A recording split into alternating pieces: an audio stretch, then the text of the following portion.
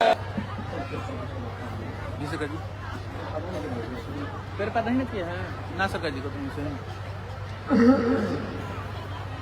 बोली श्री लक्ष्मी नारायण भगवान की श्रीमन नारायण लक्ष्मी नारायण श्रीमन नारायण लक्ष्मी नारायण श्रीमन नारायण नारायण नारायण श्रीमन नारायण नारायण नारायण श्रीमन नारायण भवतारायण श्रीमन नारायण भवतारायण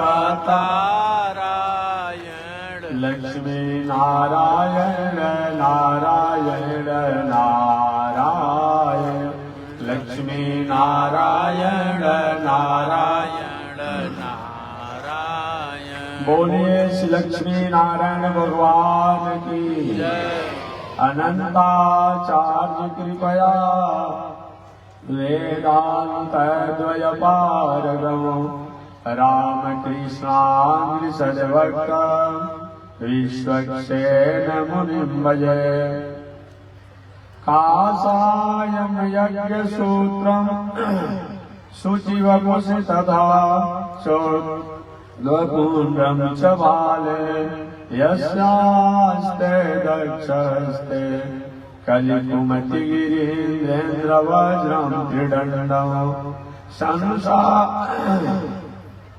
संसाराग्निप्रशान्त्यै मृतजलममलं दारुपात्रं पवित्रम् श्रीविश्वक्सेन सूरे पदकमलयुग श्रेयसे संश्रयामि लक्ष्मीनाथ समारम्भाम् नाथयामुनमध्यमाम् अस्मदाचार्यपर्यन्ताम् वन्दे गुरो परम्परा नारायणाय विद्महे वासुदेवाय धीमहि तन्नो विष्णु प्रचोदयात् महालक्ष्म्यै च विद्महे विष्णुपत्न्यै च धीमहि तन्नो लक्ष्मी प्रचोदयात् तन्नो लक्ष्मी प्रचोदयात् परमाराध्य श्री लक्ष्मी नारायण भगवान नित्य वंदनीय पूज्य गुरुदेव श्री त्रिदंडी स्वामी जी महाराज के जुगल चरणों में कोटिशा नमन। भगवत भागवत आचार्य कैंकर्य पारायण महानुभाव अभी आप वृंदावन से चलकर आए हुए जगत गुरु रामानुजाचार्य स्वामी चतुर्भुज जी द्वारा कथा श्रवण कर रहे थे। पावन भूमि पर पावन कथा को मैं भी निवेदन कर रहा हूँ। पावन कथा प्रसंग अंतर्गत आज कथा का समापन दिवस है, कल की पूर्णावती है। तो आज प्रथम दिन मैंने निवेदन किया था, चाहे जीवन में किसी भी परिस्थिति में आप हो, उन परिस्थितियों में अगर हम भगवान नारायण को याद करते हैं तो कहीं न कहीं किसी न किसी प्रकार से हमारी रक्षा करते हैं। कुछ लोग कभी कभी कहा करते हैं कि महात्मा जी काहे के पूजा, काहे के पाठ, काहे के जग, काहे के दान, काहे के तीर्थ, काहे के व्रत। हमारे भाई चले गए, हमारी पत्नी चली गई, हमारे पुत्र चले गए, हमारे बाबा चले गए, हमारे अमुक संबंधी चले गए। अरे क्या मतलब होगा? लोग कभी कभी ऐसा कहा करता। देखिए बताइए, जो आपकी पत्नी थी, आपका विवाह जब तक नहीं हुआ था, आपको पता था उनका कहाँ घर है, कहाँ द्वार है, कहाँ मकान है, कहाँ दलान है? नहीं पता। आपका बेटा जो था, क्या उस बेटे के जन्म से आपको पता था कि कहाँ से? गलती तो हमारी है। कि हम दूसरे की व्यवस्था, दूसरे की वस्तु को भी अपना मान लेते हैं। देखिए, आप रेलवे स्टेशन पर जाइए, आप गाड़ी स्टैंड जो होता है, बस डिपो कहा जाता है, बस स्टेशन कहा जाता है, वहां भी जाइए, सबके साथ मिल व्यवहार, खान पान, उठ बैठ होते रहे। लेकिन जितने रेल में यात्री हो, रेलवे स्टेशन पर जो हो, अब सबको अपना बना लेंगे, अगर कहीं उनसे विचरण हुआ तो दुख तो होगा ही आपको। ये चलती गाड़ी दुनिया है, टिकट में हम भी बैठे हैं, संभल कर चलना रे भाई, हराए संग में धोखा है, हरि भजले हरि भजले हरि भजले का नाता है। श्रीमद् भागवत महापुराण में कथा आती है राजा चित्रकेतु की। राजा चित्रकेतु बहुत बड़े यशस्वी राजा थे। एक विवाह हुआ, कोई बेटा नहीं हुआ, दूसरा विवाह हुआ। ऐसे पुत्र की प्रतीक्षा में राजा चित्रकेतु ने लगभग 1 लाख विवाह किया। तो बहुत, अभी तो सरकार द्वारा बहुत प्रकार की पाबंदियां हैं, 2 ही विवाह पर पाबंदी है। उस जमाने का समय था। एक व्यक्ति ने हमसे पूछा था कि महात्मा जी ये बताइए कि संतान की बात होती है तो क्या आपके शास्त्रों में तो बताया गया है कि एक पत्नी से 10-10 संतान को भी अधिकार प्राप्त होता है इस संसार में जन्म देने का। अभी 2 ही 3 पर सरकार कहती भाई अब इस पर संयम कीजिए, तो सारी सरकारी सुविधा बंद कर दो। इस पर क्या आपका विचार है? तो हमने कहा कि जिस देश में रहना चाहिए, जिस काल में रहना चाहिए, वो राजा की व जो शासक हो उसके नियमों को पालना करना चाहिए। उस समय के शासक थे, उनकी तरह व्यवस्था थी। आज हमारे जो शासक हैं उनके एक भाई हम इतने ही लोगों को हम शिक्षा की व्यवस्था, स्वास्थ्य की रक्षा, सुरक्षा की व्यवस्था, दवा बीरों की व्यवस्था, रोड गली नली, आवास, बिजली, भोजन की व्यवस्था करने में सक्षम है, तो उसके अनुसार ही हमें व्यवस्थित होना चाहिए और उसी में रहना चाहिए। जो जैसा राजा हो, जैसी शासन हो, जो व्यवस्था हो, उसके अनुसार हमें रहना चाहिए। आज की व्यवस्था है, संसार रहना है। एक उस जमाने की मैं बात कर रहा हूं। अरे और बात छोड़िए, मैं हमारे भगवान श्री कृष्ण की कितनी पत्नियां थी। हालांकि परिस्थितियों में पत्नियों को उतना रखना पड़ा, बात समझ लीजिएगा। भगवान श्री कृष्ण के सही में आह्लादनी पत्नी तो रुक्मिणी जी है, कुंडी नरेश की राजकुमारी रुक्मिणी जी है। लेकिन इसके साथ साथ इसके अलावा भी परिस्थितियों के कारण, हालांकि हमें भागवत नहीं जाना, हमें अपने मूल पता पर आना है, कि मैं आपको याद दिला दूं। कभी कुछ कहता है कि कृष्ण भगवान 16,001 सवाब विवाह कर सकते हैं, हम 2-4 करते हैं तो लोग टीका टिप्पणी करते हैं। अरे भाई, कृष्ण भगवान आप नहीं है। और बताइए, लड़कियां जन्म ले, आज जन्म लेते ही कहीं के हे पिताजी, हे माताजी, हमको हॉस्पिटल ले चलिए, नहीं तो किसी प्रकार का इन्फेक्शन होकर कोई रोग होने की संभावना हो। ऐसा अगर बेटा जन्म लेते बोलेगा तो उस बेटा को घर में रखा जाएगा, घूर पर फेंक दिया जाएगा, कहीं दूसरे जगह उठा कर रख दिया जाएगा। नहीं जी, भगवान श्री कृष्ण जन्म लिए जेल में। लोग कहा करते थे कि महाराज जी सब आप लोग बकवास बात है कि भगवान श्री कृष्ण जब जन्म लिए तो जो पहारा देने वाले थे वो सो गए, हाथ में बेड़ियां थी, हथकड़ियां थी, वो सब खुल गई। वसुदेव जी की और देवकी की किवाड़ खुल गया। अब शंका नहीं ना तो है, अब तो हाईटेक का ट्रेन चल गई है। रोज आप देखते हैं नई ट्रेनें चली है कि ऑटोमेटिक स्टेशन पर आ रही है तो गेट खुल जा रहा है, ऑटोमेटिक रेलवे स्टेशन से अपने आप में आगे बढ़ते तो गेट बंद हो जा रहा है। अब तो शंका नहीं करेंगे, अब काहे की शंका करेंगे भाई। एक जमाना था जो विज्ञान उस मुकाम तक उसको हम जान नहीं पाते थे तो हमारी शंकाएं थी। अब शंका करने की बात नहीं है। अब तो ऐसा कोई चीज लिक्विड है, ऐसा कोई चीज है, क्या चीज, ये आप कहते बस बेहोश हो जाएगा। बात समझ लीजिए। और बात तो छोड़िए ना, अभी तो नया इलेक्ट्रोपैथ, होम्योपैथ, ये लोग अनेक प्रकार की दवाएं चल रही है कि बाल जो है ये बाल को कबार करके एक दो लेकर के और दवा में डाल दिया जाएगा और उसी से आपको दवा होते रहेगा। और मैं अपनी बात कहता हूँ, हमेशा मैं झारखंड प्रदेश से आ रहा था, अचानक गाड़ी आज की आधुनिक युग की थी, किसी हमारे भगवान के भक्त की गाड़ी थी। मैं गाड़ी में गई, समझे हमारे गाड़ी में बैठ रहा है, बैठ गए। कुछ ही दूर हम लोग आए तो गाड़ी में से मशीन से लिखने लगा engine check, engine check, engine check. परेशान हो। अरे भाई सामान्य गाड़ी होता तब तो किसी मिस्त्री क्या दिखा दिया जाता। अब इंजन चेक दे रहा था। हुआ कि चलो भाई, तो हम लोग उधर झारखंड से आ रहे थे तो हुआ कि जपला में डाल्टनगंज दिखा दिया जाए। डाल्टनगंज 1-2 घंटा मिस्त्री का महाराज कुछ समझे नहीं यार, हम क्या करें। फिर हम लोग जपला लाइक सिस्टर गाड़ी को वहां दिखाए, वहां से डेहरी आया, डेहरी से हम लोग बारून आए।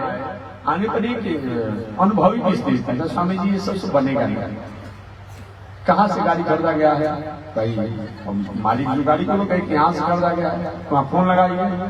अब फोन लगाया गया तो उन्होंने कहा कि अच्छा ये गाड़ी का लेने का नंबर होता होगा, एक से बताइए क्या नंबर है, कोड जो होता है कुछ। अब उसके अनुसार क्या कि फिर कंप्यूटर को उसने देखा तो देखने के बाद वो ये गाड़ी में कुछ नहीं है। आप जितना समय पैसा बर्बाद किए फालतू बर्बाद हो गया। आप द्वारा जो गाड़ी चलाने वाला जो चाबी है इसका बटन दब गया था गलती से, इसी से गाड़ी लॉक हो गई थी, गाड़ी लॉक हो गई। अब समझिए क्या गाड़ी हम लोग कहे डेहरी बारून है, गाड़ी शोरूम कहाँ है, और वहीं से कंप्यूटर से किया क्या ठीक किया, यहाँ गाड़ी हमारी पूर्वी गाड़ी से। ये कौन बड़ी बात है भाई। और ऐसा प्रश्न आप महानुभावों द्वारा होता है तो शायद आप वैज्ञानिक युग में रहने के बाद भी अपने को हजारों वर्ष पीछे की तरफ अपने को ढकेल गए। ऐसा प्रश्न मत कीजिए। जब एक कंप्यूटर कहाँ से सेटिंग करके गाड़ी के शोरूम में और गाड़ी कहीं दूसरे जगह खड़ी है उसको जब अपने आप ठीक ठाक किया जा सकता है तो कहीं भगवान से कि सारे कंप्यूटर के दिमाग बनाने वाले हैं और वो कहीं अगर कारागार में आ जाए और कहीं कंस के कर्मचारी लोग कहीं बेहोश होकर सुतिए जाए और गेट खुलिए जाए तो कौन आश्चर्य की बात है कि इतना इसमें बहुत बड़ा दिमाग लगाने की बात है। अब लगाने की बात नहीं है। भगवान श्री कृष्ण गए प्रकट हुए तमद्भुतम बालकं मुझे क्षणं चतुर्भुजं शंकरायुधायुधं श्रीवत्सलक्ष्मं कलशो विकौस्तभं पीताम्बरं सान्द्रं पयोदशोभगं महारवि दुर्ज किरीटि कुंडल तुषा परिषक्त सहस्र कुंडलम उद्यान कांचन कंकणादि विरोचमानं वसुदेव देशिका। अब भला ऐसा होता है तब अद्भुतम बालकं मुझे क्षणं, वो बालक ऐसा अद्भुत है कि जन्म लेते ही बोलने लगा। कहा कि पिताजी वसुदेव जी, हे माता देवकी, हमको मामा कौन से डर नहीं है। मेरी विरक्ति विलास से सारी दुनिया फलती है, फूलती है, विकसित होती है। और जब विरक्ति विलास को थोड़ी सी तिरछा कर लेते हैं दुनिया का संहार हो जाता है। ये तो आप लोग के प्रेम में मैं आपका बेटा बन करके आया हूँ, पुत्र बन करके आया हूँ, तो उसकी अनुसार ही लीला करना है, बस तो मुझको भय नहीं। अगर आप लोग भयभीत हैं तो हमको गोकुल में भेज दीजिए, गोकुल में पहुंचा दीजिए, वही नंद बाबा गोकुल में पहुंचा दीजिए। आप कथा जानते होंगे। मैं कहना ये चाह रहा था कि कृष्ण भगवान जो किए वही आप करेंगे, राम जी जो किए वही आप करेंगे। अब सीता जी की परीक्षा राम ने कैसे दिया।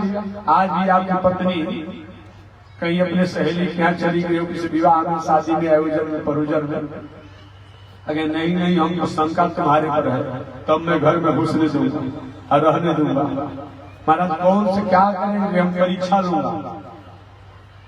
अब राम जी लकड़ी बोझ करके आग लगा करके जला करके और सीता जी उसी को बैठा दिया गया। सीता जी का कुछ प्रभाव नहीं पड़ा कि हम जी राम जी के भगत हैं तो हम भी वैसे ही परीक्षा लेंगे। अभी लकड़ी बोझ करके आग लगा करके पत्नी को बैठा दीजिए, फिर तुम्हारे मन में कोई शंका है, पत्नी से हाथ धोना पड़ेगा, हथकड़ी लगा करके जेल में जाना पड़ेगा, अब भूतिन बन करके घर में आपको परेशान कर देंगे।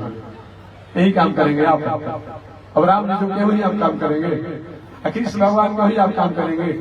10 दिन के कृषि और पूतना जैसी बलशाली राक्षसी को ये दुनिया से कल्याण कर दिए। इसलिए वो काम को उदाहरण देना अच्छी बात नहीं, कोई दे देता है उदाहरण, कुछ लोग उदाहरण ऐसा दे देता है, ऐसा नहीं होना चाहिए।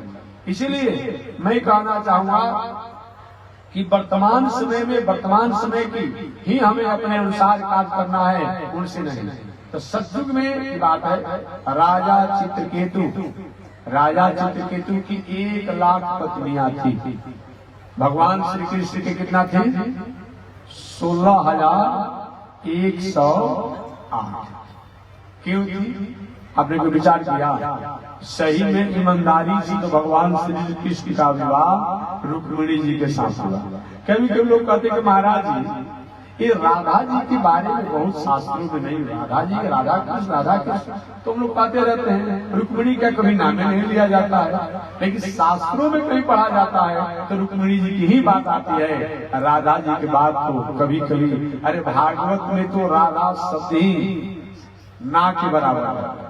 विद्वानों ने राधा शब्दों को अर्थ करने ही रहा है, करना ही चाहिए, करना ही चाहिए। आपके पास 1 किलो दूध हो और उस 1 किलो दूध में से आपने 100 ग्राम खीर बना दिया और 100 ग्राम का कहीं चाय बना दिया, 100 ग्राम का दही बना दिया, 100 ग्राम उस दूध के और किसी काम में ले लिए, तो वस्तु जानने वाला अनुभवी जानता है, भले राबड़ी बना है, दही बना है, पेड़ा बना है, अमुक बना है, रसगुल्ला बना हुआ है, ये क्या है? ये दूध का ही बना हुआ है। ठीक उसी प्रकार से चाहे राधा रूप में हो, रुक्मिणी रूप में हो, अमुक रूप में हो, जितने रूप में होना हो, आपके पास चावल है और चावल की अनेक व्यंजन बना दिए, आपके पास आटा है, आटा के अनेक भोजन के व्यंजन बना दिए, लेकिन जानने वाला अनुभव जानता है कि आटा और चावल ही है, इसको अलग अलग तरीकों से व्यंजन बनाया गया है। ठीक वही बात है, चाहे कृष्ण भगवान की 1 पत्नियां हो, राधा हो, रुक्मिणी हो या और अनेक हो, लेकिन सब क्या है? वो अलग अलग अंशों से बसता वो लक्ष्मी की अंशावतार ही मानी जाती है। तो राधा जी का नाम क्यों नहीं आया? इसीलिए राधा जी का नाम बहुत नहीं आया कि राधा जी कृष्ण की आराधनी शक्ति है। ट्यूबलाइट माइक तभी कहा जाता है जब माइक की आवाज आप तक खींच कर पहुंचाने के लिए। एक केवल आवाज न खींचे, इसको माइक नहीं कहा जाएगा, इसको प्लास्टिक, लोहा इत्यादि द्वारा संबोधित किया जाएगा। एक कहीं कबाड़ा खाना में चला जाएगा और जब आवाज खींचकर आप तक पहुंचाता है तो माइक कहलाता है। कृष्ण राधा से कहीं अलग नहीं है और राधा कृष्ण कहीं अलग नहीं है। ईसा नाम जगतोष वेंकटपते विष्णु पराम प्रेयसी तदवक्षस्थलमीतवास रसिकाम तच्छांति संवर्धने पदमालंकृत पाणि पल्लव जुगाम पदमासन स्थान श्रियम वात्सल्यादि गुणोज्वलाम भगवतीम वंदे जगन्मातरम, वंदे जगन्मातरम। एक बात और कह दूं, कुछ लोगों द्वारा राधा कहते महाराज जी राधा नाम ही जपने को कहते हैं, कहने कहते हैं संत महात्माओं की अपनी भावना। लेकिन मैं निवेदन करना चाहूंगा, अब बताइए पतिव्रता नारी कौन कहलाती है? पतिव्रता नारी वही होगी जो उसका पति का आदर भी उसको अच्छा लगता हो। अगर उसके पति का आदर न किया जाए और उस नारी का आदर किया जाए तो नारी वस्तु पसंद नहीं होती है। याद रखिएगा, हम राधा जी को आप मानिए, लक्ष्मी जी को मानिए, सीता जी को मानिए, राम जी को मन में मत करिए, नारायण को मन में मत करिए, कृष्ण को मन में मत करिए। ये कोई मानना है जी? ये कोई मानना है? नहीं नहीं। इसलिए हमारी सही उपासना जो होती है कब? जब हम उन राधा को माने, उन लक्ष्मी को माने, उन सीता को माने, साथ ही साथ राधा के साथ कृष्ण को भी माने, साथ ही साथ हम नारायण को भी माने, साथ ही साथ हम राम को भी माने। ऐसा होता है तो सही में हमारी उपासना हिष्ट होती है, पुष्ट होती है, संतुष्ट होती है। याद रखिएगा, केवल अगर आप लक्ष्मी की उपासना करते हैं, राधा की उपासना करते हैं, सीता की उपासना करते हैं, याद रखेंगे रावण भी लक्ष्मी जी की उपासना करता था, कंस भी लक्ष्मी जी को मानता था। दुनिया में कौन ऐसा व्यक्ति है जी इसको लक्ष्मी नहीं चाहिए? साधु जी, स्वामी जी, असामी जी, जी असामी, जितने दुनिया में स्वामी जी हो, दुनिया में हो, सबको लक्ष्मी चाहिए। लेकिन लक्ष्मी के साथ अगर नारायण नहीं रहे, राधा के साथ कृष्ण नहीं रहे, सीता के साथ राम नहीं रहे, तो कभी कभी भटकाव होने की संभावना हो सकती है। यही हुआ कि रावण ने लक्ष्मी को तो माना, लेकिन राम जी को नहीं पहचान पाया, परिणाम उसके जीवन में अच्छा नहीं हुआ। कंस ने, शिशुपाल ने लक्ष्मी को माना, पदवान में हुआ में सुजान बना, लेकिन कृष्ण को नहीं पहचाना, उसका कल्याण नहीं हुआ। और हिरण्यकशिपु ने लक्ष्मी को तो माना, लक्ष्मी को माना तभी तो राजा बना हुआ था, लेकिन उसने नारायण को नहीं पहचाना, सब कुछ उसका समाप्त हो गया। अतः सही में चाहते हैं कि हमारे यहाँ लक्ष्मी बनी रहे, तो लक्ष्मी के साथ साथ नारायण को भी जानिए, नारायण को भी मानिए, तब तो सही में लक्ष्मी की प्रशंसा होगी। ऐसे भी किसी माताओं की बात उदाहरण, किसी की उसकी स्त्री को माना जाए और उसको पति को अपमान किया जाए, वो पतिव्रता नारी कभी आपका प्रसन्न नहीं होगी। अरे मेरे पति को अपमान करता है, कैसे मेरा भक्त हो सकता है? ठीक वही बात है, पतिव्रता नारी कि जैसे पति की से अलग करके उसको आदर किया जाता है, वो सही में उसके प्रति प्रसन्न नहीं होती है। अगर सही में कृष्ण को छोड़ करके, राम को छोड़ करके, नारायण को छोड़ करके अगर कहीं राधा जी को, कहीं सीता जी को, कहीं लक्ष्मी जी करते हैं, तो हमारी उपासना में कहीं न कहीं उदासी होने की संभावना बन सकती है। इसलिए हमें दोनों की उपासना करनी चाहिए। तो मैं निवेदन करना चाह रहा था कि भगवान श्री कृष्ण का 16,108 विवाह करने की कौन सी नौबत पड़ी, यही बात मैं संक्षिप्त में सुना देना चाहता हूँ। आप जानते तो हैं कि भगवान श्री कृष्ण का सबसे प्रथम विवाह किसके साथ हुआ था? राधा जी के साथ। कहाँ हुआ था? हांडी वट। कराने वाले कौन थे? ब्रह्मा बाबा। देखिए, सबका अलग अलग काम होता है, गुरु पुरोहित ये सब होते हैं। अब हुआ ब्रह्मा जी को, मैं बहुत बड़ा ज्ञानी ब्रह्मा हूँ, गुरु पुरोहित की को बहुत बड़ी सलाह नहीं ली गई। ब्रह्मा बाबा ने भगवान श्री कृष्ण की, राधा जी की छोटी अवस्था में उनका विवाह, अल्प अवस्था में विवाह हुआ था। पहले के जमाने में, कल या परसों कहीं मैंने बताया था कि अष्टवर्षम भवेत गौरी नवधात रोहिणी, 8 वर्ष की कन्या को गौरी कहा जाता है, 9 वर्ष की कन्या को रोहिणी कहा जाता है, और 10 वर्ष की कन्या को कन्या कहा जाता है। आज लोग कन्यादान कर रहा है, कहते महाराज जी 14 गुण मिल रहा है, 16 गुण मिल रहा है। अरे भले आदमी, महोदय जी, आप कन्यादान जैसा फल मत देखिए। कन्यादान जैसा फल तब देखा जाएगा जब 8 वर्ष 10 वर्ष की जब कन्या का विवाह करेंगे तब, और जब किशोरावस्था में बालक होगा तब विवाह करेंगे। 20 वर्ष के बाद, स्नातक के बाद विवाह करेंगे कन्या का, और लड़का का विवाह करेंगे 25 वर्ष के बाद। और गुण की बात करते हैं, नहीं, अगर 14 गुण मिले, 12 गुण, हम तो कहते हैं 10 गुण भी मिल जाए ना, गन्ना मन्ना ठीक प्रकार से बन जाए ना, तो विवाह कर लीजिए, भगवान मंगल करेंगे। 4 काम जरूर ध्यान दीजिएगा। 4 काम, अपना गोत्र नहीं होना चाहिए, अपना कुल खानदान नहीं होना चाहिए, और नारी एक नहीं होना चाहिए। ये जरूर ध्यान दीजिए। कभी कभी लोग प्रश्न पूछे रहते हैं कि महात्मा जी, अगर गोत्र अलग अलग हो और देवता एक ही हो, तो क्या करना चाहिए कि नहीं? कुछ पूछते हैं कि, या कुछ लोग कहते हैं कि गोत्र एक ही हो और देवता अलग हो। दोनों बात होती है, गोत्र एक हो और देवता अलग अलग हो, या देवता एक हो गोत्र अलग अलग हो, ये प्रश्न करते हैं। मैं निवेदन करना चाहता हूँ, देवता अलग अलग का मतलब क्या होता है? देवता अलग का मतलब, या गोत्र एक हो और देवता अलग अलग हो, इसे नहीं होगा। बात समझिए, गोत्र एक है, किसी का माने कश्यप गोत्र है, और देवता क्या हो गए? किसी का शंकर जी हो गए और किसी का हनुमान जी हो गए। एक बात कहते हैं, तो कहीं हमारा विवाह होना चाहिए? बिल्कुल नहीं होना चाहिए। गोत्र एक हो, देवता अलग हो, तो नहीं विवाह होना चाहिए। आप हमसे पूछेंगे महात्मा जी क्यों नहीं होना, देवता तो अलग है। देवता से क्या मतलब है? जैसे आपके पिताजी के 4 भाई हैं, आपके पिताजी के 4 पुत्र हैं, 4 पुत्र हैं। एक पुत्र जो है हनुमान देवता को मानते हैं, एक जो है शंकर देवता को मानते हैं, एक भैरव देवता को मानते हैं, एक सूर्य देवता को मानते हैं। 4 भाई जो है 4 देवता के मानते हैं, लेकिन हैं तो एक ही पिता के पुत्र, गोत्र तो चारों का एक ही है। बस यही बात जानना चाहिए। अगर कोई ऐसा आपको समझा दे रहा है थोड़ी विचार कीजिए कमरा बुद्धि से। देवता अलग हो सकते हैं, लेकिन गोत्र अगर एक है तो नहीं करना चाहिए।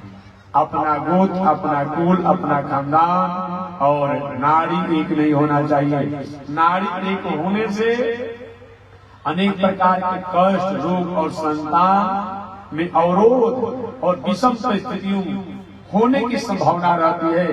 अरे ऐसे तो कुकुर सियार के गन्ना मना देखा जाता है, बता दे तुमको बाल बच्चा होता है कि नहीं होता? सुअर का गन्ना देखा जाता है, कुंडली बनता है, ये कोई मतलब होता है क्या? कोई कहे महाराज जी तो नहीं करते क्या हो जाएगा? कौन रोकने जा रहा है? लेकिन जब आप मानते हैं शास्त्रीय बातों को तब मैं कह रहा हूँ, नहीं मानने वाले कौन क्या करेगा? कौन पूछने जा रहा है? लेकिन अगर मानने वाले हैं सही में, आधा इधर और आधा उधर मत हो जाए। अपना कुल, अपना गोत्र, अपना खानदान और नाड़ी को बना करके अपने स्वजातियों में विवाह होना ये बताया। तो भगवान श्री कृष्ण का प्रथम विवाह राधा जी के साथ हुआ था, क्योंकि भगवान श्री कृष्ण 11 वर्षों तक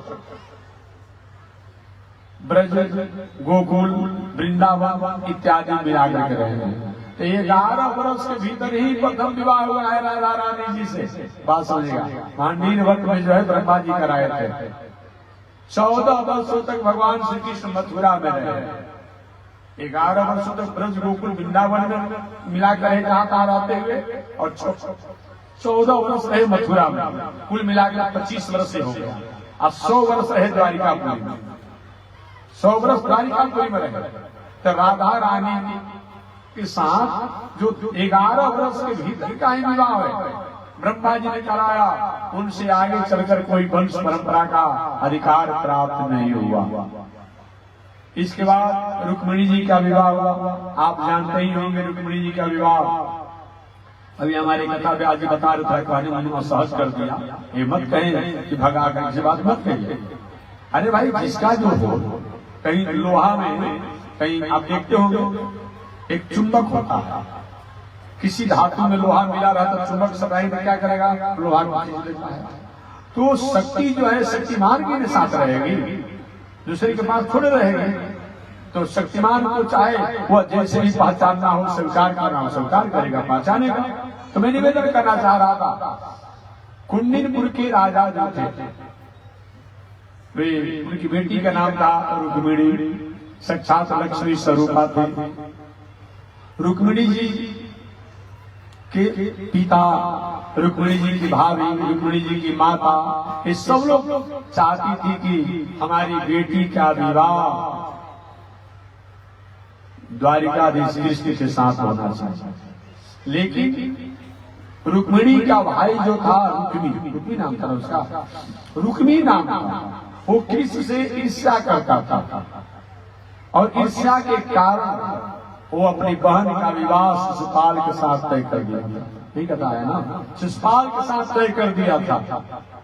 ये बात रुक्मिणी जी को पसंद नहीं पड़ा, रुक्मिणी के पिताजी को पसंद नहीं पड़ा, रुक्मिणी जी के माता जी को पसंद नहीं पड़ा। एक दिन रुक्मिणी जी अपने पुरोहित जी ब्राह्मण देवता कहेंगे, ब्राह्मण देवता आप लोग विश्वास के भाजन हैं। देखिए, ब्राह्मण एक ऐसा है, गुरु पुरोहित हम लोग कहते हैं, वो विश्वास का पात्र होता है। भले कोई किसी को धोखा दे दे ब्राह्मण होकर के, तो सही में ब्राह्मण होने में उसे कहीं न कहीं खोट है, नहीं होना चाहिए। अजी आप विचार करते हैं, जिस बहू को लेकर के, जिस दुल्हन को लेकर के दुल्हा राजा अपने घर पर आते हैं विवाह करके, इस अपनी दुल्हन को दुल्हा राजा ने उसका मुखमंडल नहीं देखा है, मुख नहीं देखा है, हाथों को स्पर्श तक नहीं किया है, और पुरोहित जी भी जब विवाह करके आता है और कथा होता है तो क्या करते पुरोहित जी, तिलक लगाना हुआ तो घूंघट को उठा करके हल्दी से और दही का तिलक किया जाएगा। कितना बड़ा विश्वास है ये, कितना बड़ा विश्वास है। कभी विचार करते हैं, हाँ जब रक्षा बांधना होता है तो कलाई में रक्षा बांध देते हैं। इतना बड़ा विश्वास दिया गया। ऐसे होने पर भी अगर ब्राह्मण देवता लोग अपने स्वरूप को न समझे तो कहीं न कहीं उनके भाई ऊंट है। कई बार मैं आ रहा था तो मैंने देखा कि लिखा हुआ था कि मिश्रा जी का मुर्गा का फार्म कृपया पधारिए। धन है मिश्रा जी, सिंह साहब का मुर्गा का फार्म कृपया पधारिए। और दुनिया में कोई व्यापार आगे नहीं रह गया है।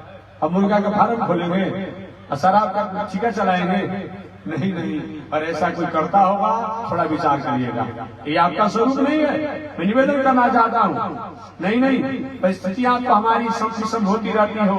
अगर जीवन में कहीं ऐसा होता हो इस पर विचार करिए और संशोधन करिए। सैकड़ों सैकड़ों प्रकार के हजारों हजारों प्रकार के व्यापार दुनिया में बताए गए हैं। बहुत से मछली पालन करता है, बहुत तो सुअर पालन करता है, बहुत तो बकरा बकरी पालन करता है। ये कोई मतलब होता है? एक बात मैं निवेदन कर दूं, चीख का काम करने वाला व्यक्ति, ये चीख का काम है, ये चीख का काम करने वाला व्यक्ति धन तो कुछ समय के लिए कमा लेगा, लेकिन उस धन द्वारा आत्मतुष्टि और संतोष और शांति प्राप्त नहीं होगी। एक बार एक महोदय जी ने हमसे कहा था कि महाराज जी आपसे बात करना है।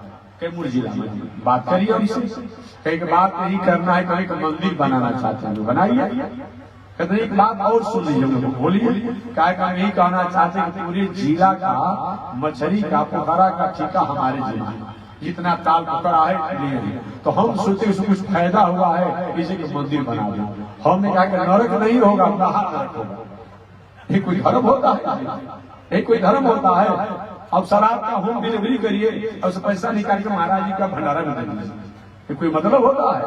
नहीं नहीं। ऐसा करते होंगे तो थोड़ा सा विचार कीजिएगा। हमको मत दीजिए, तुलसी पत्ता ला के दे दीजिए। हाँ, आपसे पैसा नहीं मांग रहे हैं, लेकिन अगर कहीं जीवन में ऐसा हो रहा है तो थोड़ा सा तो विचार कीजिए। अब होम डिलीवरी शराब में करेंगे, आपका लड़का बाल बच्चा पर क्या संस्कार पड़ेगा? कभी ये विचार करते हैं? नहीं नहीं। सरकार का काम है, सरकार कानून बनाते रहे, बिगाड़ते रहे, इसको संशोधन करते रहे, लेकिन हमारी नैतिकता क्या होती है? जिस कर्मों से, जिस आचरण से, जिस व्यवहार से, जिस उठन बैठन से, जिस रहन सहन से, जिस खान पान से हमारे परिवार का स्वरूप बिगड़ जाए वह आचरण नहीं होना चाहिए। अगर सही में शराब हमारे जीवन का अंग मानते हैं तो कितना भी बड़ा शराबी के पियक्कड़ क्यों न हो, लेकिन शराबी पियक्कड़ नहीं चाहता है कि हमारा बेटा, हमारी बेटी, हमारा भाई, हमारा परिवार सब जो शराबी बन जाए। इससे मालूम पड़ता है कि शराब पीना हमारा जीवन का अंग नहीं है, किसी कारण से गलत आचरण हमारे में लग गया। अगर अपराध करना, हिंसा करना सही में अगर हमारा धर्म है तो हम अपने बेटा को भी कोई मारता तो हम उस पर कहीं रोते नहीं। हमारे बेटा पर, हमारे परिवार पर किसी प्रकार का कुछ खरोच आ जाता है तो हमको कष्ट होता है और हम दूसरे के साथ अपराध करते हैं।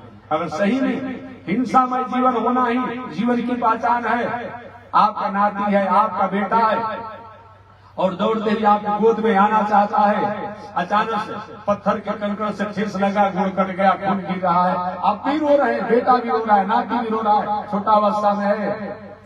आपको कभी दया आती है कि मुर्गा के, बकरा के मूड़ी गणित करके पेट में हजम कर जाते हैं?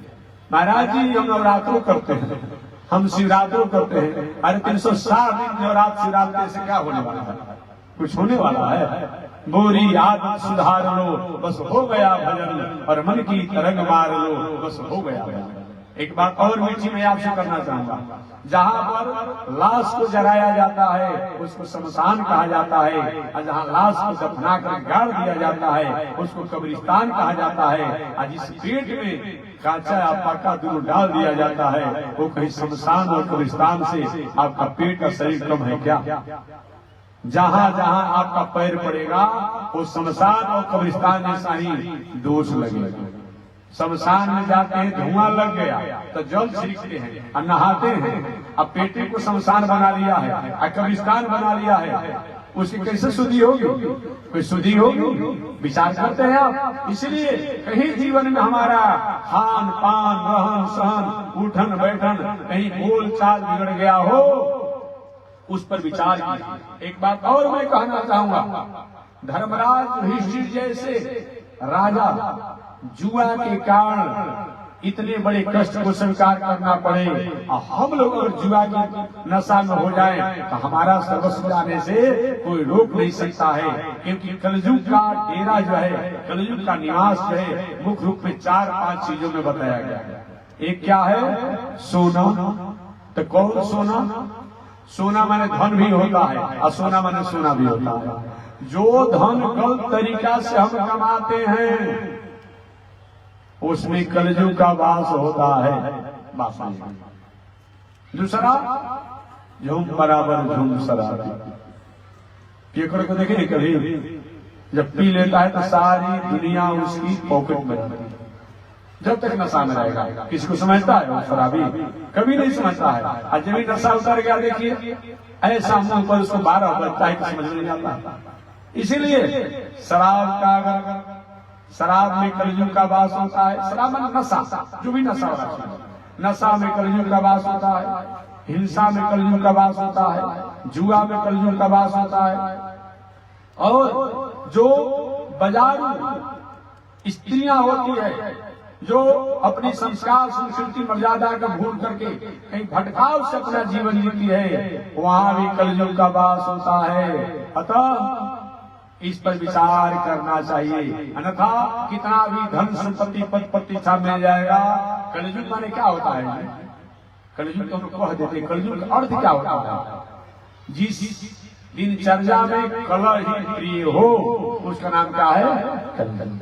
जिस दिनचर्या में कल छपट उपद्रव अन्याय अनिति द्वारा ही जो हमारे जीवन की प्रवृत्तियां बन गई हो, वृत्तियां बन गई हो, उसका नाम क्या है?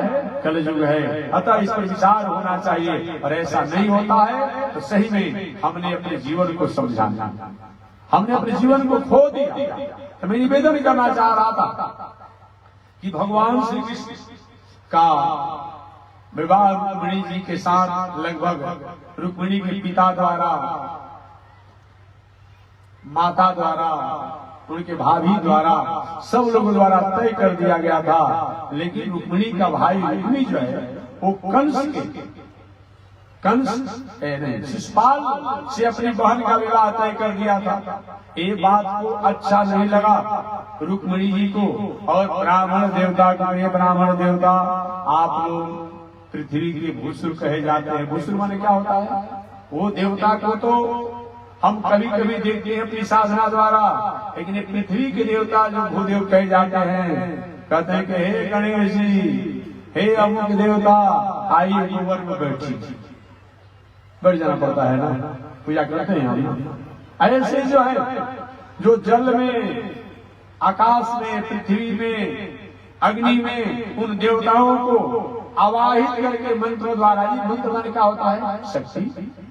ये लोहा है, प्लास्टिक है, वैज्ञानिकों ने अपने विज्ञान की तकनीकी द्वारा इसमें शक्ति संचार कर दिया है। ये माइक कहलाता है, ये ट्यूबलाइट शीशा है, प्लास्टिक है, और इसमें वैज्ञानिकों द्वारा एक प्रकाश को संचारित कर दिया है। प्रकाश देने का ट्यूबलाइट कहलाता है, वेपर कहलाता है। तो चाहे वह मिट्टी ही क्यों न हो, पत्थर ही क्यों न हो, चाहे कागज ही क्यों न हो, और जिसको विद्वानों द्वारा, ब्राह्मणों द्वारा, अगर मंत्रों द्वारा, मंत्र की विद्या द्वारा, ज्ञान द्वारा प्रवाहित कर दिया, संचालित कर दिया, तो क्या मूर्ति नहीं हो जाएगा? वो पत्थर माइक हो सकता है, शीशा कचकाड़ा ट्यूबलाइट वेपर प्रकाश दे सकता है, और वहां नहीं आप मानेंगे। कौन से अलग है भाई?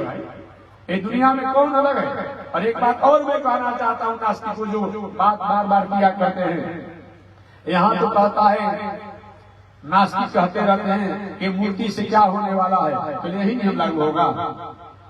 ईसा साहब के यहाँ जाते हो तो वहां पर हाथ जोड़े वो मूर्ति तुमको सब कुछ दे सकता है। आप कहीं जाते हो चदरा चढ़ाने के लिए, तो चदरा चढ़ाने से सबको शांति मिल जाती है। वो भी तो पत्थर सीमेंट है जी, वो भी पत्थर है, सीमेंट है, बनाया गया। वो क्या है? वो क्या है बता दीजिए। उन महानुभाव से मैं पूछना चाहता हूँ, वो भी तो पत्थर सीमेंट ही है। वहां जो जिसकी मूर्ति हाथ जोड़ दो वो तो पत्थर पसाड़ है। अरे और बात छोड़िए, बहुत दर्शन वाले की बात मैं कहता हूँ, अब गया में जाते हो आत्मपुष्टि को प्राप्त करते हो, वो क्या है? वही तो पत्थर है। कोई भी ऐसा व्यक्ति है जो मूर्ति से अलग है, ये मंदिर से अलग है। अरे और छोड़ दीजिए, ये अपने को जो कम्युनिस्ट कहलाने वाले हैं, सोशलिस्ट कहलाने वाले हैं, चारवाक, लेनिन इत्यादि नामों से जाने जाते हैं, क्या वो मूर्ति की पूजा नहीं करते हैं? वो भी मूर्ति पूजा करते हैं। उनके कोई समाज सेवी द्वारा कहीं चले गए इस दुनिया से असमय से, उनके चौक चौराहे पर मूर्ति बैठाते हैं, उनको माला लगाते हैं, हाथ जोड़ते हैं। अरे भले आदमी, तुम तो मूर्ति मानते ही नहीं हो, यहाँ माला लगा रहे हो। कि महाराज माला तो इसलिए मैं लगा रहा हूँ कि इनके द्वारा समाज के लिए कुछ काम किया जाएगा। इनके कामों को याद करके इनकी यादगारी में इनका पुण्यतिथि मनाता हूँ, इनका मैं जयंती मनाता हूँ। वही बात यहाँ भी है। जिनको हम आज राम कहते हैं, जिनको कृष्ण कहते हैं, जिनको वामन कहते हैं, जिनको नरसिंह कहते हैं, जिनको दुर्गा, काली, शंकर, शिव, हनुमान के नामों से जाना जाता है, इनके द्वारा भी प्रकृति और प्राणी सृष्टि और समझने के लिए कार्य होता है और किया गया है उनकी यादगारी में, और उनको हम स्तुति कर दिए। ये कौन आपत्ति की बात है?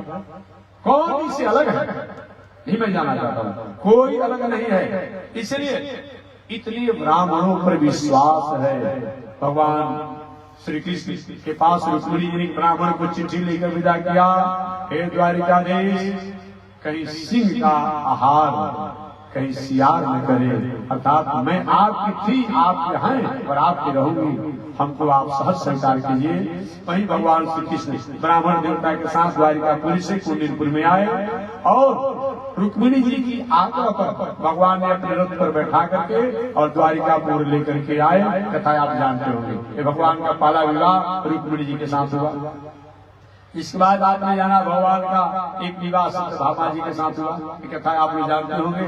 सत्यभामा के पिता का नाम था सत्राजीत, उनके पास एक मणि था और मणि जब था तो मणि में बहुत बड़ा गुण था, वो सोना भी देते रहता था। अब एक बार संयोग से सत्राजीत के भाई की मृत्यु हो गई, मणि को पहन करके घूम रहा था। अब हुआ कि नहीं कृष्ण पहले इस मणि को चाहते थे, उनको नहीं मिला तो हो सकता है कहीं उन्हें सत्राजीत के भाई पशुजीत को मरवा करके मणि ले लिया। भगवान के हम जानते नहीं और हमारे पर कलंक लग गया। किसी तरह से पता लगा करके उस मणि को पुनः वापस किया गया और मणि को वापस किया गया। वो मणि दूसरे के पास नहीं था, जो त्रेता जी के जामवन थे वो अपने बेटी को एक खिलौने के रूप में दे दिए थे। जामवन जी कहे प्रभु मणि को ले ही लीजिए, मेरी एक बेटी है जामवती, इसको भी आपको स्वीकार करना पड़ेगा। वो जामवती को उन्होंने सौंप दिया, इस पर जामवती के साथ विवाह हो गया। सत्राजीत ने विचार किया कि मैंने झूठा कलंक लगाया, एक कलंक को मिटाने के लिए उन्होंने अपने बेटी को दिया कि गोविंद ये बेटी को ले लीजिए, मणि को ले लीजिए। तो भगवान का सत्यभामा के साथ विवाह हो गया। ऐसे कालिंदी के साथ, नागजीती के साथ भगवान का 8 विवाह हुआ। ये 8 विवाह 8 प्रकृति का सूचक है। 8 प्रकृति के मालिक भगवान ही है। लव निमेश परिमाण युग वंश कोटि सदचंड भजसी ने मन राम को कालु दास को दंड। ये भगवान ने 8 प्रकृति के सूचक जो है ये उन्होंने 8 विवाह किया और फिर 16,100 और विवाह भगवान के हुए। वो काहे हुए? एक बहुत बड़ा प्रभावशाली पृथ्वी का बेटा था, क्या नाम था? भौमासुर नाम था। अब उसकी एक अपना पागलपन था, और क्या कहेंगे, एक पागलपन का ईगो समाया हुआ था। पागलपन का ईगो वही उसको था कि लाखों लाखों की संख्या में जब राजकुमारियों को किसी बड़े घर के राजा की लड़की होती उसको अपहरण कर लेता, पकड़ लेता और लाकर नजरबंद करके खाने में रखता। ऐसे करते करते लगभग 16,100 राजकुमारियों को पकड़ करके अपनी नजरबंद करके खाने में रखा था।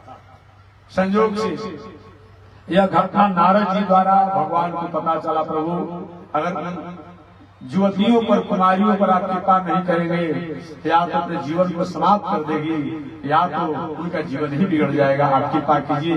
भगवान द्वारिकाधीश गए और कृष्ण गए और उस भौमासुर को मारने के बाद सारी 16,100 जो युवतियां थी, कन्याएं थी, उनको मुक्त किया। जाओ अब अपने पिता के पास जाओ, अपने भाई के पास जाओ, जहाँ तुम्हारा मुकाम है वहाँ जाओ। उन सभी ने कहा प्रभु मेरे पिता मुझे स्वीकार नहीं करेंगे, मेरे भाई मुझे स्वीकार नहीं करेंगे, उनके दिमाग में बात बैठ चुकी है, कभी मेरी बेटी की जुग नहीं रह गई है, ये मेरी बहन की जुग नहीं रह गई है, बस तो हमारे में कोई दोष नहीं है, लेकिन हमें स्वीकार नहीं करेंगे तो हमारा जीवन या तो मैं भटकाव में चली जाऊंगी या तो मैं सुसाइड हो जाऊंगी। अतः हमारे में जानते हुए आपकी शक्ति को, महिमा को, बल को आप हमें स्वीकार करें। आपके पास वैभव की कमी नहीं, धन की कमी नहीं, कहीं न कहीं आपका हम अनुचरी बन करके, आपकी दासी बन करके मैं रहूंगा। भगवान ने उन सब की भावनाओं को आदर करते हुए 16,100 और विवाह किया। इस प्रकार 16,108 भगवान के विवाह ये सबके साथ होगा। एक पत्नी के से विवाह करने के बाद कितना टेंशन में रहते हैं आपको पता नहीं है, आपको पता नहीं है जी। एक व्यवहारिक हादसा सुना था। एक बार श्रीमान जी ने 2 विवाह कर लिया था। भगवान करे किसी का 2 विवाह ना हो, भगवान करे कि नहीं, और उन्होंने कर लिया था। अब रोज पत्नियों द्वारा खिंचाई होता, जाति सेवा करने के लिए रात्रि में एक हाथ पकड़ के खींचने लगी। आपने कहा था काम करने के लिए नहीं लाया, अरे देवी जी भूल के कल ले दूंगा, काम है पकड़। दूसरा बाह पकड़ लेती, खींचने लगी, क्यों नहीं सामान लाया। यही झंझट चलते। अच्छे आदमी थे, बड़े आदमी थे, धनी आदमी। संयोग से एक बार चोर जो है चोरी करने के लिए उन्हीं के भवन में घुसा, देखा कभी फलाहार हो रहा है, वार्तालाप हो रहा है, उनकी सैया के नीचे सोने का जो है उस नीचे घुस कि जब सो जाएंगे तो मैं चोरी करूंगा। अब क्या हुआ, पत्नियां आई और दोनों जो खिंचाई करने लगी। खिंचाई जब करने लगी, अब संयोग से रहा जाएगा जी ऐसी घटना देकर के वो चोर हंसने लगा। और चोर जब हंस देगा तो फंसेगा नहीं, वो हंसने लगा चोर, धरो पकड़ो पकड़ो, चोर है चोर है चोर है। अब क्या क्या पकड़ लिया गया राज कर्मचारियों द्वारा। अब पकड़ करके न्यायाधीश जी ने कहा कि तुमको वो दंड दूंगा कि तुमको जीवन भर याद हो जाएगा। चोर ने कहा हुजूर आपको जैसा दंड देना हो दंड दीजिए, लेकिन श्रीमान जी को दंड जो मिला हुआ है वो भगवान करे किसी को भी ऐसा दंड न मिले। 2 विवाह करने का फल वही मैं आपको बताया। तो आज के जमाना में कितना परेशानी है, विवाह करने के बाद पूरा जीवन देखते नहीं है, पूरे जीवन भर पत्नी को संतुष्ट करने के लिए, रिझाने के लिए आप क्या नहीं कर देते हैं, फिर भी उनको आप पूरा रिझा नहीं पाते हैं, तो आप भगवान से तुलना कर लेंगे। लेकिन वही भगवान श्री कृष्ण जब 16,108 विवाह किए, एक भी पत्नी कोई नाराज नहीं होती, सबके लिए अलग अलग भवन, अलग सारी व्यवस्था थी। अतः भगवान से, देवी देवता से अपनी तुलना नहीं की जाए। यही मैं कहना चाहता था, इस कथा को समझाने के लिए इतना विस्तार से मैंने कथा कर दिया। तो राजा चित्रकेतु, मैं बताया कि राजा चित्रकेतु 1 लाख पत्नियां थी और 1 लाख पत्नियों में किसी से कोई संतान नहीं था। ये भी विडम्बना है। संयोग से विलास रहा करते थे। एक बार नारद जी और अंगिरा ऋषि राजा चित्रकेतु के यहाँ आए कि गुरुजी आप जैसे संत चाहेंगे तो निश्चित रूप से घर में मेरा बालक किलकारी करने लगेगा। अरे भाई तुम्हारा भाग में प्रारब्ध में नहीं है तो हम क्या करेंगे। नहीं गुरुजी आप लोग चाहेंगे तो हो जाएगा। जो काम को लकीर नहीं करता है वो काम को फकीर करता है। क्या जो काम को लकीर नहीं करता है, लेकिन मैंने भाग प्रारंभ ब्रह्मा की लकीर, जो काम को लकीर नहीं करता है वो काम को फकीर करता है। एक उदाहरण कथा दे करके तब कथा प्रवेश कर जाऊंगा। एक बार की बात है, नारद जी महाराज घूमते घूमते एक भक्त जी के यहाँ गए और भक्त जी सारे साधनों से संपन्न थे, कोई संतान था नहीं। नारद जी महाराज जी मेरे पुत्र कोई नहीं है, कृपा किया जाए। शास्त्र का नियम है कि 4 भाई हो और 4 भाई में एक भाई का भी पुत्र हो तो और शेष भाई पुत्र वाले माने जाते हैं। या तो बेटी का बेटा हो जाए, भाई का पुत्र हो और किसी को गोद ले लिए, ये सब पुत्र ही शास्त्र से माने जाते हैं। और कुछ नहीं हो, संत महात्मा को ही बेटा बना लीजिए, भगवान को पुत्र बना लीजिए। ये शास्त्र में इस प्रकार से कोई न कोई तरीका से पुत्र को होना चाहिए। अब उनको कोई पुत्र नहीं था। नारद जी से कहा महाराज जी कृपा किया जाए। नारद को प्रारब्ध में है नहीं, नहीं महाराज आप नहीं करेंगे तो हम आपके सामने बन जाएंगे, आशीर्वाद दीजिए होने के लिए। नारद को देखो भैया संतों से आग्रह तो करना चाहिए लेकिन दुराग्रह करना चाहिए।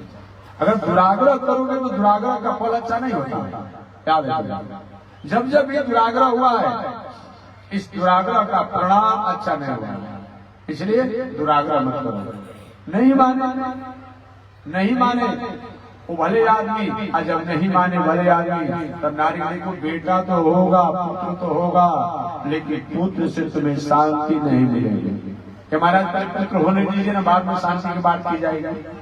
और क्या हुआ, संत है तो संत है। नारद कहे कि ठीक है चलो पुत्र होगा। आगे समय पा करके राजा चित्रकेतु को एक पुत्र हुए। राजा चित्रकेतु को पुत्र हुए। अब पुत्र जब हुए तब पुत्र होने के बाद कुछ ही समय को बालक था कि अचानक शेष रानियों ने विचार किया कि हमारी बड़ी रानी को पुत्र होने के चलते शेष सभी रानियों के प्रति राजा का आदर कम हो गया है। इस सबका कारण एक बालक ही है, इसको क्यों न मार दिया जाए। अब एक दिन सोई हुई अवस्था में बालक को शेष रानियों ने मंत्रणा करके विष पिला दिया। बालक मृत्यु को प्राप्त किया। और मृत्यु को जब प्राप्त किया, जब रानी आई देखिए रे बेटा पास सोया हुआ है, बिलक बिलक कर रोने लगी, तड़प तड़प कर रोने लगी, करूं क्रंदन करने लगी। पुत्र इसके पहले मैं जब आता तुम्हारे पास तो मेरी आंचल में आने के लिए, मेरे गोद में आने के लिए, मेरे दूध का पान करने के लिए तुम उछलते हुए और इनकारी करते हुए मेरे गोदों में आ जाते। इतनी गाढ़ी निद्रा में क्यों सोए हुए, जगो जगो ऐसे करके बालक को जगा रही है। बालक तो है नहीं, वो इस दुनिया से चला गया। यह घटना से राजा चित्रकेतु तो भी रोने लगे और राजा के रोने से मालूम पड़ा पूरा प्रजा ही रोते रोते पागल हो जाएंगे। संयोग से घूमते घूमते पुनः नारद जी आ गया। नारद जी आए तो देखिए जिसको पुत्र हुआ था उसको तो पुत्र चला गया। अब देखकर राजा से महाराज जी हमारे पुत्र को जिला दीजिए नहीं तो हम मर जाऊंगा। नारी मैंने कहा था ना, मैंने कहा था तुमसे कि पुत्र से तुम्हें सुख नहीं होगा, तुम नहीं माना। अब हम क्या करें महाराज जी आप आशीर्वाद दीजिए। अब क्या हुआ, नारद जी अपनी संजीवनी विद्या द्वारा, अपनी तकनीकी द्वारा, अपने मेडिकल साइंस द्वारा उस बालक को प्राणों को भी वापस कर दिए। हालांकि आज हमारे वैज्ञानिकों द्वारा इस पर भी रिसर्च चल रहा है कि आत्मा को कैसे वापस किया जाए। अभी सफलता नहीं है लेकिन पहले विद्या हो चुकी है। अब नारद जी कहते हे मृत बालक उत्तिष्ठो जगो, अरे तुम्हारे माता पिता प्रजा सब रो रही है, क्यों दुखी कर रहे हो। ऐसे जब भी नारद जी कहे वो बालक जो मृत पड़ा था वो बोल पड़ा। अब राजा चंद्र को अरे बेटा कितने जोरों से सो गया था, आओ मेरे गोद में, तुम्हारे लिए मैं रोते रोते हमारा आंख अंधे जैसा हो गया। कहा कि परिचय बताइए कौन आप? मुझे पहचानते नहीं हो, मैं तुम्हारा पिता हूँ। कितने नंबर के, यही कथा में सुनाना था, तो कथा प्रसंग में बहुत आगे बढ़ गया था। कितने नंबर के मेरे पिता हैं? राजा चित्रकेतु का तुम्हारे बहुत पिता है क्या? और कोई पिता है क्या? हाँ ये हमारे अनेक पिता हैं, अनेक पिता हैं। अच्छा, और इतना कहकर को बालक चला गया, आत्मा उसी चली गई। राजा चित्रकेतु समझ गए ये दुनिया जो है ये सब प्याऊ है, न कोई किसी का बेटा, न कोई किसी का पत्नी, न किसी का बाप, न कोई किसी का भाई। ये चलती गाड़ी दुनिया है, टिकट ले हम भी बैठे हैं, संभल कर चलना रे भाई, पराई संग में धोखा है। हरि भजले हरि भजले हरि भजने का मौका है। अब राजा चित्रकेतु वही जो है जाकर के साधु बन गए। आज तो कल्या पुरुषों ने बताया था, अब तेगरी स्थान पर साधु बनाया जा रहा है कि अमुक व्यक्ति आज में विरक्त हो गया। भला ऐसा होता है क्या? आज मैं सन्यासी हो गया, आज मैं विरक्त हो गया, आज मैं सदाचारी हो गया। सदाचारी का आचरण नहीं करेंगे, अष्टांग परिग्रह सदाचारी हो जाएंगे।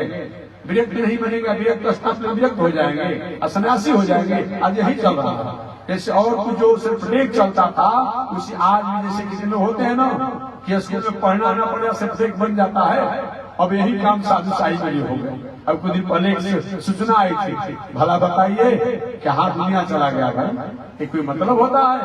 बहुत दिनों तक साथे रहा जाता है, तब साधु का एक दूसरा अक्षर हमारे में आ जाता है। और राजा चित्रकेतु साधु तो बने नहीं थे, एक साधु वेश बना लिए, असाधु वेश बना लिए थे। घूमते घूमते वही राजा चित्रकेतु जहाँ शंकर जी अपनी पत्नी पार्वती जी के साथ बैठे थे वही पहुंच गए। संत महात्मा सनक सनंदन इत्यादि लोग कथा सुन रहे थे भूत भावन शंकर जी से। ये तो साधु बने थे, अनुभव था, अनुभव तो था नहीं। और वहाँ ये शंकर जी पार्वती जी को उल्टा बोलना शुरू कर दिए।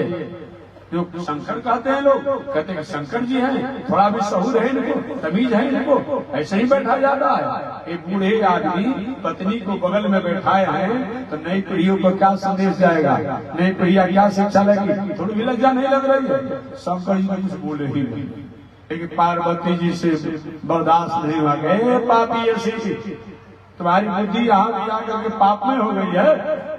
अरे हमारे पति हैं, हम पति के पास बैठी हुई, ये कौन ऐसे तुमको सहज लगा जो ऐसा तुम बार बार हमारे प्रति भी करे हो? जाओ तुम्हारी बुद्धि पापी है, पाप में है, जाओ मर करके राक्षस हो जाओ।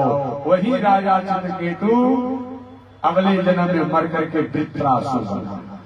वृत्रासुर बना। छोटी सी गलतियां हमारे लिए बहुत बड़ा परिणाम का सूचक हो सकती है। इसलिए बुद्धि जस्य बलम कर, बुद्धि से विचार करके तब हमें धन बल का प्रयोग करना चाहिए। ऐसा अगर नहीं करते हैं तो हमारे जीवन में बुद्धि द्वारा कभी कभी और न प्रयोग किया जाए तो हम गलत मार्गों पर चले जाएंगे। तो मैं निवेदन करना चाहता था, हमारे आपके जीवन की पहचान क्या है? विषम से विषम परिस्थितियां जीवन में आवे, फिर भी हमें अच्छे कर्मों का त्याग नहीं करना चाहिए। कुछ लोग कह देते हैं कि महाराज जी बेटा चला गया, पत्नी चली गई, भाई चला गया, पिता चला गया, क्या मंदिर, क्या पूजा, क्या पाठ, क्या जग। एक पहले क्या थे, जितने दिन के लिए थे आपके साथ रहे। अगर सही में आप कहते हैं कि चले गए तो हमें काहे करेंगे, नहीं करेंगे, लेकिन पूजे पाठ छोड़ेंगे।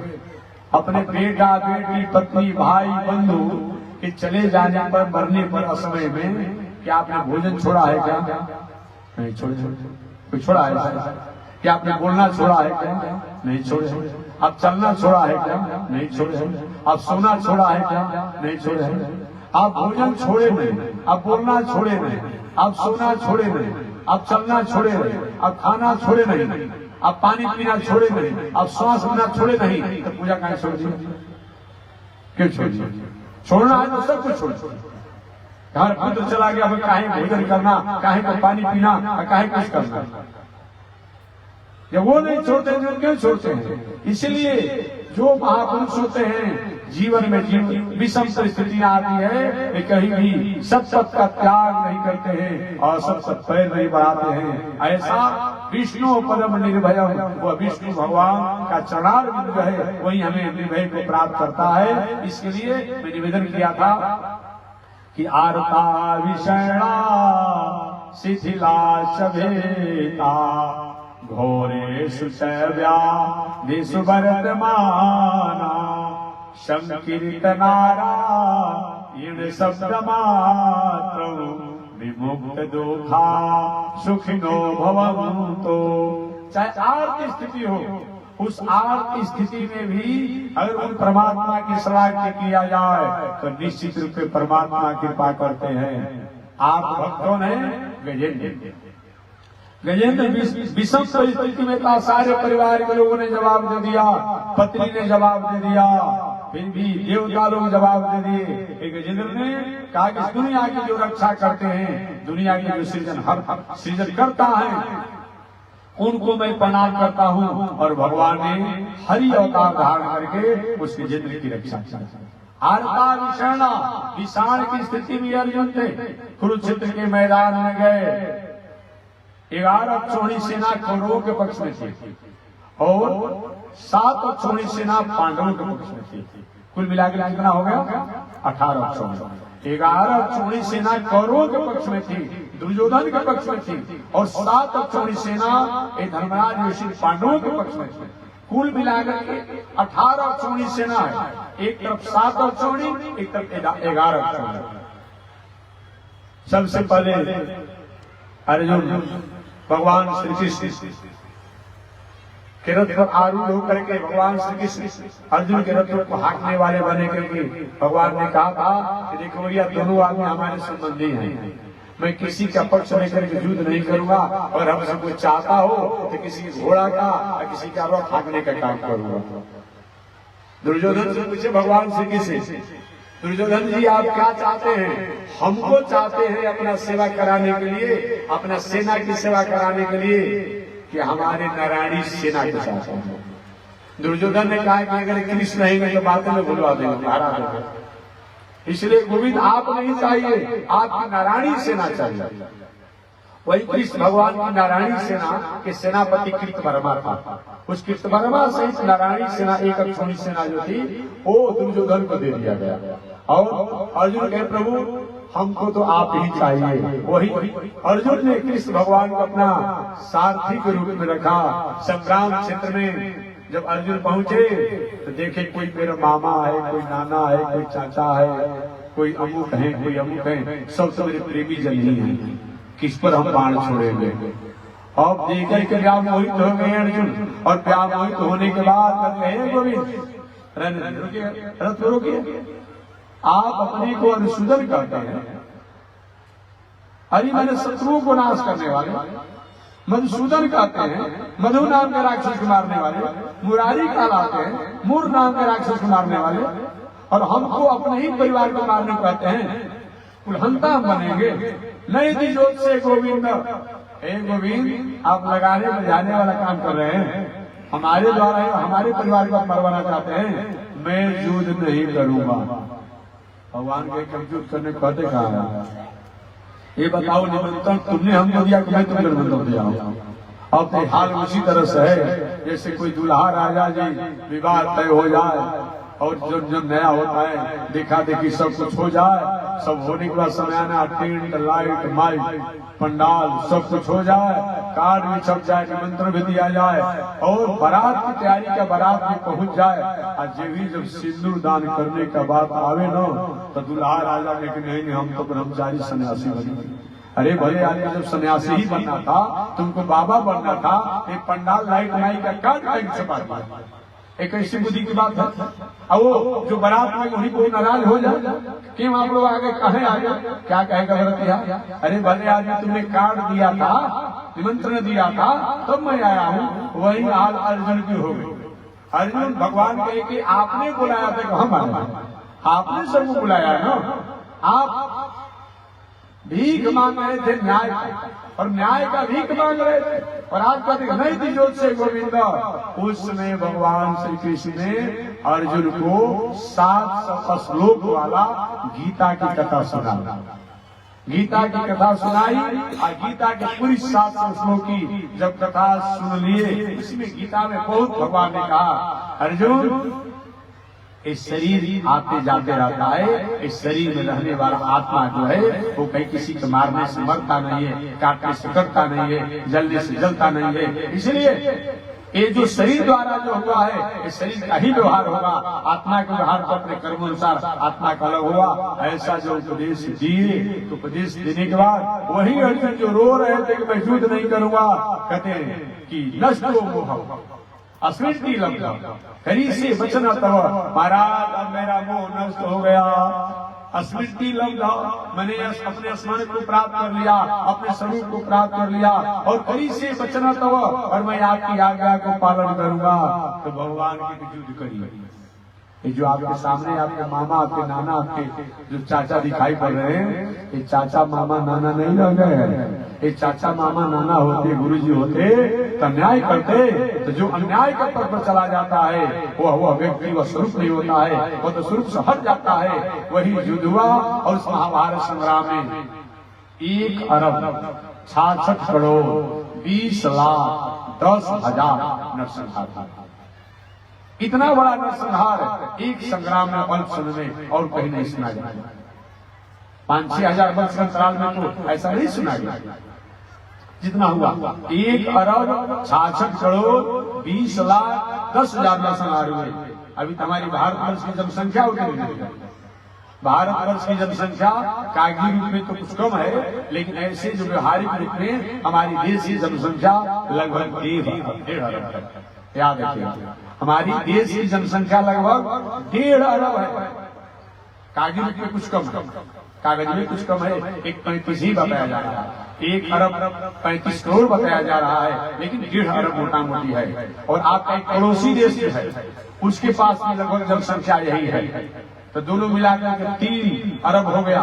अब बाकी 5 अरब में पूरे विश्व की जनसंख्या।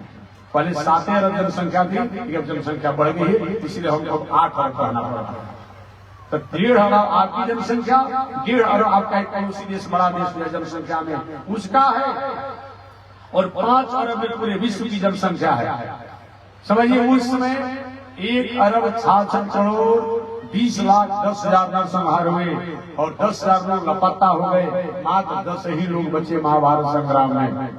5 पांडव, कृष्ण भगवान 6, उसके बाद कृपाचार्य जी 7, कृतवर्मा 8 और सात्विकी 9, अश्वत्थामा 10। यही 10 लोग मात्र महाभारत संग्राम में बचे, बाकी सब के सब लोग पलायन गए। ऐसा बड़ा नरसंहार हुआ। तो मैं निवेदन करना चाहता हूं, अर्जुन जो है और विशाल भक्त है, अपने स्वरूप से भटक गए थे। उस भगवान ने गीता को उपदेश दिया, तो विशाल स्थिति में भी अपने स्वरूप का पता न चले तभी भगवान की शरणागति किया जाता है, तो हमारा मन होता है। आर्ता विषणा शिथिला शभेता। शिथिल अवस्था में द्रौपदी की जब लज्जा को अपने ही लोगों द्वारा अपने ही सभा में जब लूटा जा रहा था, दुर्योधन की आज्ञा पर दुशासन द्वारा, उसमें और कोई जब रक्षा नहीं किया, तब द्रौपदी कहती है, हो कृष्णार्जुन हो कृपालय हरे, हो पांडवा नाम सखे, क्वासी क्वासी सुयोधनाधिताम, हो रक्ष मातुरम। हे कृष्ण, हे अच्युत, आपके रहते हुए मेरी लज्जा को समाप्त किया जा रहा है, आप रक्षा करें। भगवान ने उसमें वस्त्रावतार धारण कर लिया और दुशासन हट गया, लेकिन उसको पता ही नहीं चला कि हम क्या कर रहे हैं। ऐसे द्रौपदी की उस स्थिति में उन्होंने रक्षा किया है। आर्ता विषणा शिथिल अवस्था में रक्षा किया है। शिथिला शभीता भय की अवस्था में अजामिल ने जमराज के दूतों द्वारा उसको जब प्रताड़ित करके ले जाने की बात हो रही थी, उससे विष्णु के दूत आकर के जमराज के दूतों को धर्म और नीति की बात बताए। दोनों के सम्मान को लेकर के अजामिल के मन में आया कि हमने अपने बेटा का नाम लिया था, अपने पुत्र का नाम लिया था, तो भगवान के दूत आकर के हमारे प्राणों की रक्षा किए। और सही में अगर भगवान का हम नाम लेंगे तो कौन हमें रोक सकता है, कौन नहीं अपने आप में हमें बचाएगा। ऐसा विचार करके वह अजामिल उस भय की अवस्था में परमात्मा से कृपा को प्राप्त किया। तो हम और आप भी अगर घोर भय में भी हो और रहते हैं तो हमारा उद्धार होगा। आर्ता विषणा शिथिला शभीता घोरेषु च व्याधिषु वर्तमाना। घोर व्याधि आने पर, घोर, आपने एक संत की कथा आप जानते होंगे, बिल्व मंगल नाम का दक्षिण भारत में एक संत थे, और उस बिल्व मंगल जी के नेत्रों समाप्त हो गया था। कथा बहुत विस्तार से है। संयोग से एक बार लोग जा रहे थे मथुरा वृंदावन की तरफ, और मथुरा वृंदावन की तरफ जब जा रहे थे कि हमको भी आप लोग ले चलिए। लोग ले गए उन्हें। अब जब ले गए तो सोचे इस महात्मा कहाँ हम लोग पीछा ले चलेंगे, कुछ आगे ले जाके उनको छोड़ दिए। वो बेचारे जहाँ पर है, भगवान ने विचार किया कि कैसे इसकी रक्षा करें, कैसे इस पर कृपा करें। भगवान एक छोटा ब्रह्मचारी का वेश बना कर, सूरदास जी प्रणाम। वो सूरदास जी जिसका अपना नाम जानता हूँ, सूरदास जी प्रणाम। महाराज मैं आपके लिए पकवान लाया हूँ। नहीं, पकवान भोजन तो खाएंगे जब हमारी सेवा का भी शर्त लेंगे कि हमारा लंगोटी खींचेंगे, हमारा कमंडल ले चलेंगे, हमको स्नान कराएंगे, हमको सुलाएंगे, तब तो मैं भोजन करूंगा। तो पास भगवान को ठीक है चलिए तो होगा, तो मैं करूंगा काम। और भगवान रोज आते उनका लंगोटी खींचते, उनका स्नान कराते, भिक्षा कराते, चले जाते। एक दिन पूछे सूरदास जी, सूरदास नहीं जो आप कथा जानते हैं, बिल मंगलदान का नाम सूरदास, जिसको नेत्र से दृष्टि नहीं हो वो सूरदास संबोधित समझे है कि आप कहाँ से आते हैं, क्या आपका पता है। तो भगवान तो साक्षी बात कहे कि मैं आपका पास ही नहीं। तो हो सकता है हाँ मैं यहाँ से बगल बोल, कहाँ आप रहते हैं, क्या नाम है, कहें कि जिस नाम से जो पुकार दे, इन बात है जिस नाम से पुकारिए परमात्मा को। अच्छा अब समझ गए ऐसा कुछ पता नहीं बता सकता। अचानक उनको अनुभव हुआ बिल्लू मंगल जी को, हो न सकता है भगवान की कृपा करने आ रहे हैं। अब एक दिन देखिए मैं भोजन तब करूंगा जब उनको वृंदावन के सन्निकट आप पहुंचा देंगे। ठीक है महाराज, सोचे कि चलो हमारा भी झंझट छूट जाएगा। और भगवान के एक डंडा पकड़वा दिया बिल्लू मंगल जी को, जो सूरदास में थे, वो डंडा पकड़वा दिए। आगे चल रहे भगवान से छोटे अवस्था में बालक बन करके, अब पीछे से बिल्लू मंगल जी सूरदास में डंडा पकड़े हुए। सोची कि कैसे ये दूसरा कोई नहीं हो सकता है, भगवान ही हो सकता है। और क्या किए, अब जैसे भी जो सूर लोग होते हैं वो लोग और लोगों से उनकी बुद्धि तीव्र होती है। अब होना ही चाहिए कि भाई दुनिया की उन्होंने घटनाओं से कुछ देखा नहीं है, तो स्मरण शक्ति जो होती है, मेमोरी जो होती है और अच्छी होती है। ऐसे कभी ट्रेन में आप देखेंगे कितने सूरदास लोग होते हैं, जो जन्मान होता है इतना सुंदर ताल में गाएगा कि क्या कलाकार को गाता है। कभी कभी ट्रेन में घूमते रहते हैं, अपना डंडे पर बजाने लगता है, खाली पर इतना सुंदर बजाएगा, क्योंकि दुनिया की घटनाओं को देखा नहीं है। तो अच्छा अपने आप में काम हो।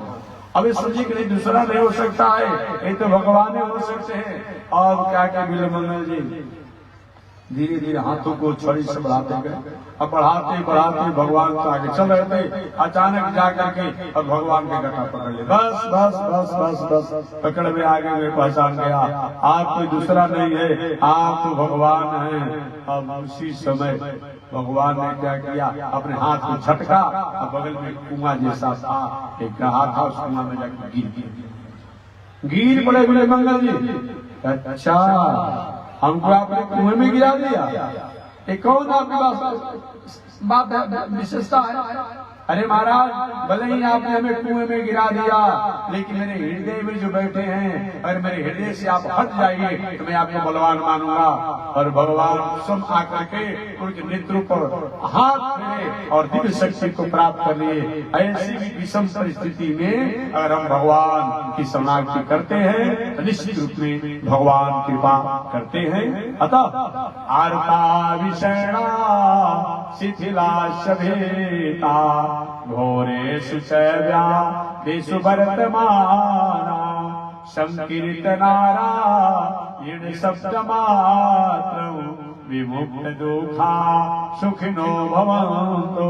किसी भी परिस्थिति में अगर परमात्मा की हम शरणागति करते हैं तो निश्चित रूप में हमारा मंगल होता है। तो बस इसी शब्दों के साथ मैं वाणी को विराम दे रहा हूँ। आगे परमात्मा की जैसी इच्छा, और एक बार भगवान का नाम लें। कल 10 बजे दिन से लेकर के और 10 बजे रात 6 बजे